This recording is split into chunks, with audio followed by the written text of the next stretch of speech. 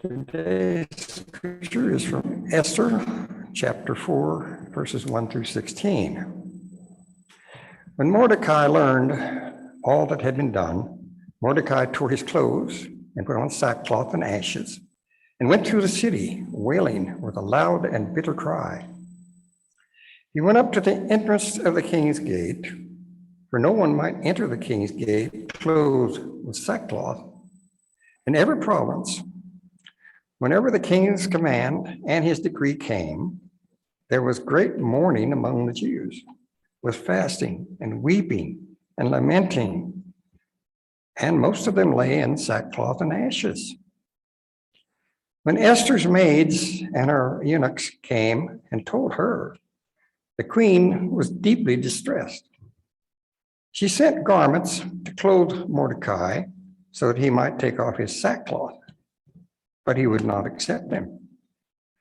Then Esther called for Yates, one of the king's eunuchs, who had been appointed to attend her, and ordered him to go to Mordecai to learn what was happening and why.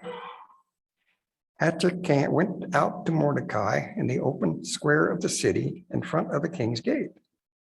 And Mordecai told him all that had happened to him and the exact sum of money that Haman had promised to pay into the king's treasuries for the destruction of the Jews.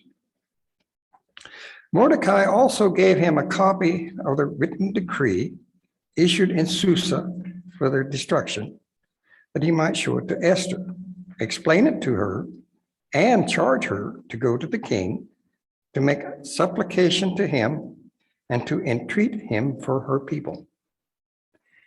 Yates went and told Esther what Mordecai had said. Then Esther spoke to Yates and gave him a message from Mordecai. All the king's servants and the people of the king's provinces know that if any man or woman goes to the king inside the inner court without being called, there is but one law: to be put to death. Only if the king holds out the golden scepter to someone may that person live. I myself have not been called to come into the king for 30 days. When they told Mordecai what Esther had said, Mordecai told them to reply to Esther, "Do not think that in the palace you will escape any more than all the other Jews. For if you keep silent at this time, relief and deliverance will rise for the Jews from another place, but you and your father's family will perish. Who knows?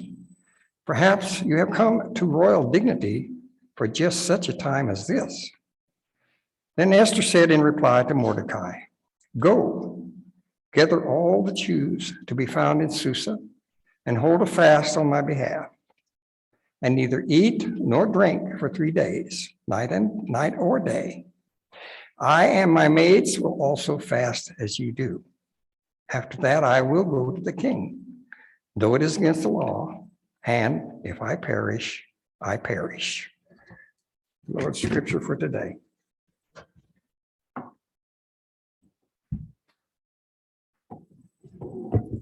Thank you, Ed. I was looking back to see how often we've visited this story, because I know we've heard Esther the last couple of years. In the Jewish community, this story is read every year at Purim. In our church, we've read it 3 times in 7 years. It just happens to be 2 years in a row. The story of Esther, along with Daniel, the story of Shadrach, Meshach, and Abednego, are 3 of the stories we get that happen in exile.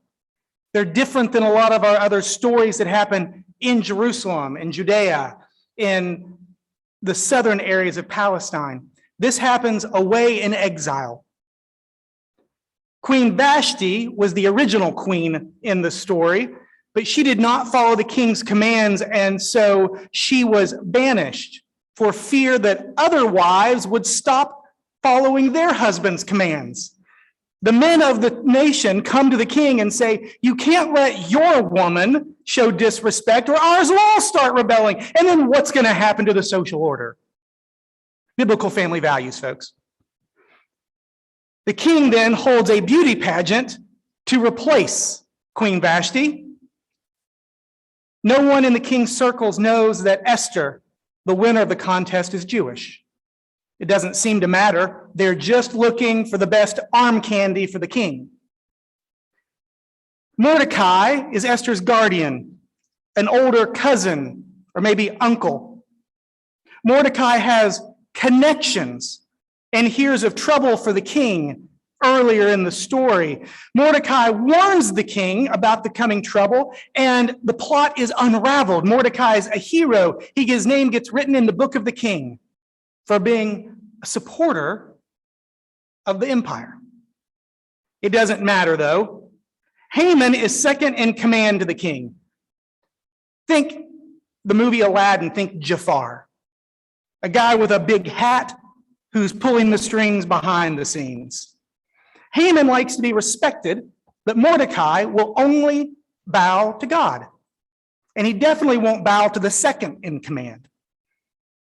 Haman takes this as a disrespect. He only gives the king half the story of the disrespect he has received and doesn't mention who it's from. And he offers a large sum of money, a donation to the king's political action committee in exchange for permission to get rid of the troublemakers. The king, not really caring about the troublemakers or the people or piddly things like justice in the nation, says, sure, go ahead.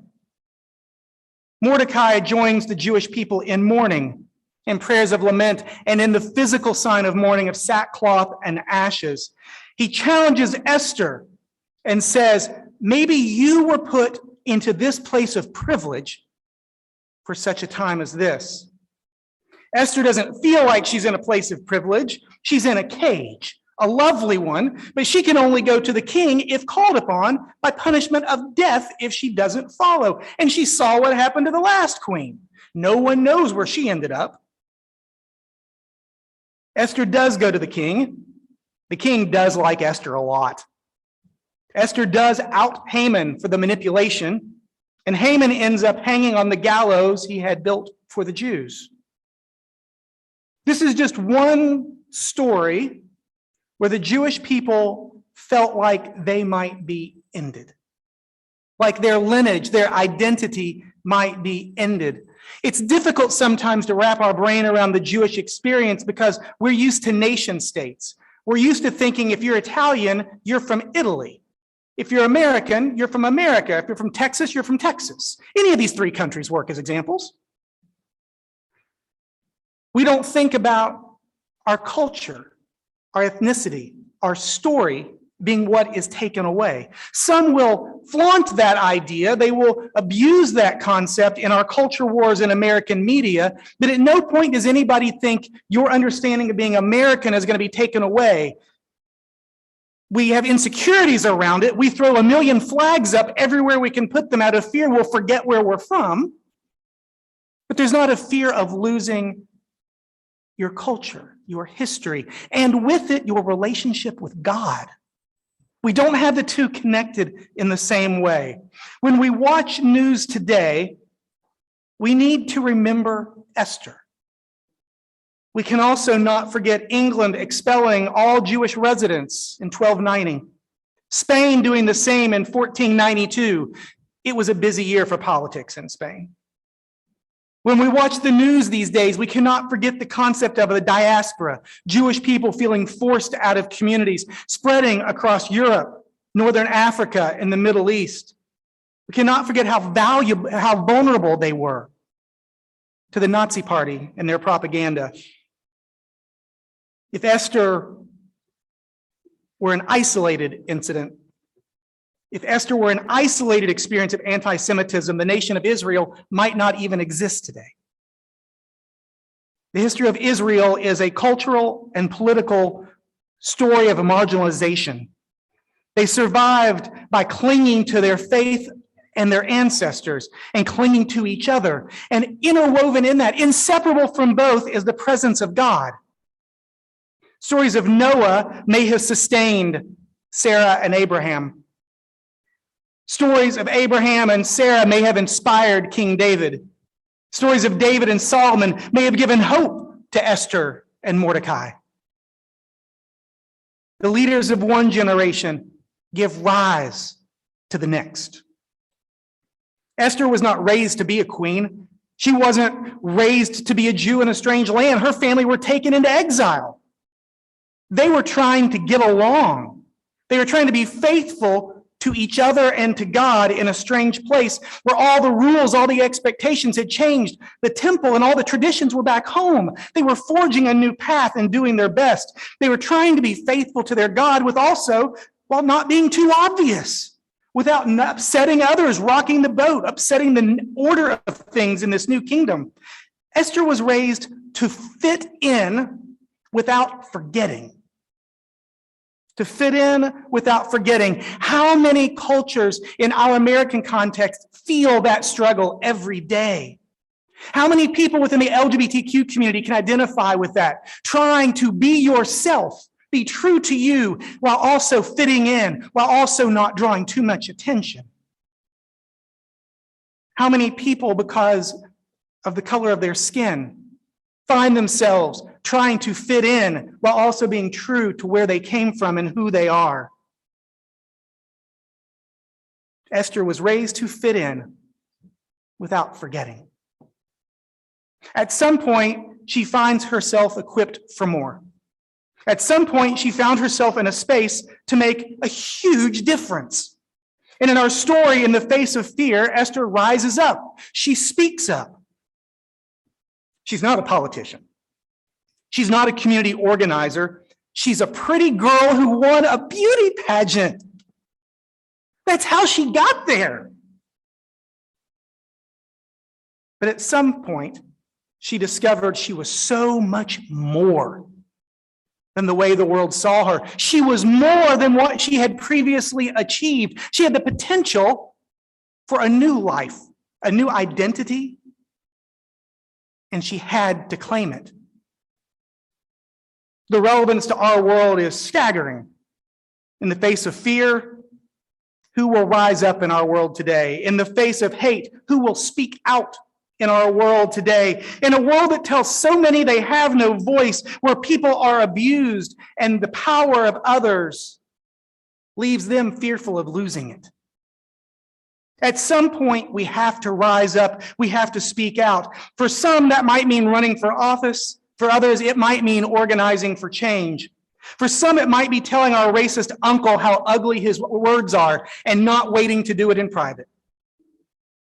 For some, it might be living your truth, regardless of how comfortable those around you might be. At some point, we have to rise up. We have to speak out. We have to live out loud. For some, that might mean remembering the examples of Dolores Huerta, of Cesar Chavez, demanding safety, fairness, the ability to be paid for a day's work, the ability to care for families, organizing, marching, defying the powerful. For some, it might mean remembering the kindness of Jane Goodall or the boldness of Greta Thunberg, caring for creation one animal at a time, caring for nations, confronting nations, one voice ahead of its time. Each of us has the potential to do more than we realize. We might think we have gotten to that cultural milestone, and so we've passed the points of change. But all we have to do is look at within our own church family and recognize that Nora was retired as a librarian before she went to seminary and wandered into prisons to do restorative justice education. And now look where she has managed to carry us. Think about the number of people in your life who reinvented themselves after they retired, after their first career didn't go where they wanted, after they lost someone, after things changed. The number of people who've reinvented themselves after whatever age you think is too late. It's countless. God is constantly calling us to reinvent ourselves, to learn something new. Just imagine how many people said they could never really understand how to use their email, but now they Zoom into church. At some point, we discover that we are equipped for more. Now, you don't have to go get another degree. You don't have to change a career or start a whole new life. Each of us has the potential, though, to do more than we realize. You don't have to go into prisons to create change. You don't have to run for office. You don't have to give speeches or lead marches. But at some point, you have to recognize you are equipped for more than you realize. Maybe it's volunteering in a new way. Maybe it's reaching out to a different neighbor, a difficult family member. Maybe it's changing your plans to meet the needs of a family member in crisis.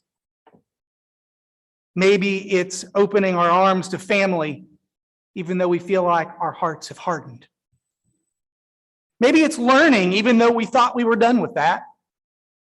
Maybe it's teaching, even though we doubt we have a whole lot to share. Today is All Saints in the life of our church family. We remember those who rose up, who spoke up, those who loved us, those who inspired us. We also remember they didn't always have their stuff together either. Some of the saints of the past were a hot mess. Seriously. There are a few leaders who don't doubt themselves. There are a few mentors who reached out to us with a plan. Somehow it evolves. It takes shape as we discover we are capable of more than we knew. A moment arises, a point of decision, and we have to make a choice. Will we step forward at risk of what's presented before us, or will we stay silent? Will we isolate, or will we reach out a hand and connect? You don't have to be an extrovert for this. These are not all public statements. Sometimes this is very interpersonal. That we remember that those who came before us weren't perfect. And we trust that we don't have to be either. We know that those who came before us had their lives pulled and tugged in different ways, but found God lifting them up, even to their own surprise. Today is All Saints Sunday, and we remember, but we also look forward. Remembering is putting things in a new order. We remember, reconnect. We reevaluate our relationship with things, with people, with ourselves. We put the pieces back together in a way that makes sense based on healing, based on what we've learned on how God has grown us. So we look forward. We imagine what might take place in the future, what we might take from our spiritual ancestors as we move forward. We imagine what we might learn from those who came before us so that we can move forward. How might you be called to rise up and take on a new role? How might you be called to step up and learn something new, do something new? How might you be called to experience joy and peace that you have longed for? How might you be called to share that joy and peace with others that are crying out for it? I don't think 2 years ago, when Jonathan was asked to consider being nominated as our congregation's moderator, he had put a lot of thought into the fact that he might be the church's moderator one day. I think Jonathan was figuring out what his next job might be, where he was going to live, and if he was going to do more school or not. He has since said yes to being moderator and been going to school. This church had not had a new moderator in the time I had been here. Poor Ken has been everything, all things to all people for so long. Jonathan looked up, heard multiple people say, "You could do this," and said, "Okay, I have no idea what I'm doing, but I'll do it." He trusted people to teach him as he led them, and it has been a blessing. Esther wasn't prepared for her moment, not that she was aware of, not that she could articulate until the word yes came out. Often we are called to ministry. Ministry to me is a word for things we're called to do that we're not equipped for. It means we're going to trust other people and we're going to trust God to carry us into the unknown, into something that no one's fully capable of. I can give you a list, and I have the evaluations of my past to prove it, all the things I'm not good at in ministry. Part of it's figuring out what you're not good at so you can ask other people to help, so you can equip them to do the things you really suck at. Or just naming, I'm going to disappoint you in these ways so people aren't disappointed. Ministry is a word for doing the things none of us are equipped fully for, and trusting that God will give us the partners, the people, the relationships, and that the Spirit will guide us, fill us, and give us abilities after the yes we never imagined we would have. Esther was not prepared for the moment, but suddenly she goes from fearful and skittish to plotting, planning, leading, speaking, daring, and succeeding. But one thing I think is important to remember in the Esther story, it doesn't matter that she succeeded. Doesn't matter. She tried.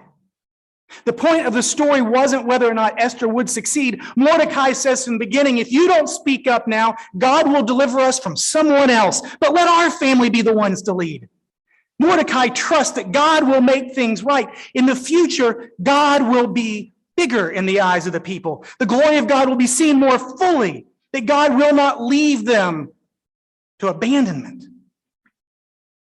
It's not about whether Esther succeeds or not. She does, and that's a story worth telling. But the point is that she tried. She was willing to step out into the unknown. If she had failed, it would have been worth the effort.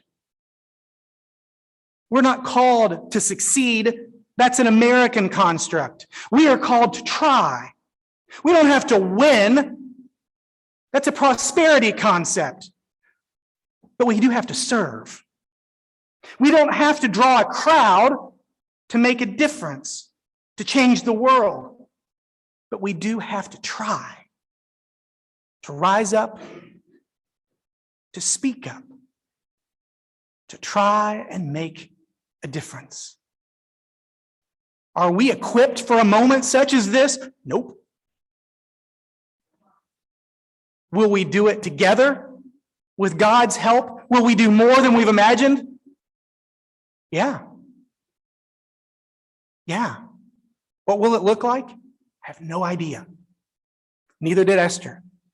Neither did any of the saints that will be on our agenda today. Neither did our families when they brought us into this world or brought us into their family. We have no idea what our future is going to look like. But we know that God will be in it. And we know that we are invited to take our place among the saints. And we have to try.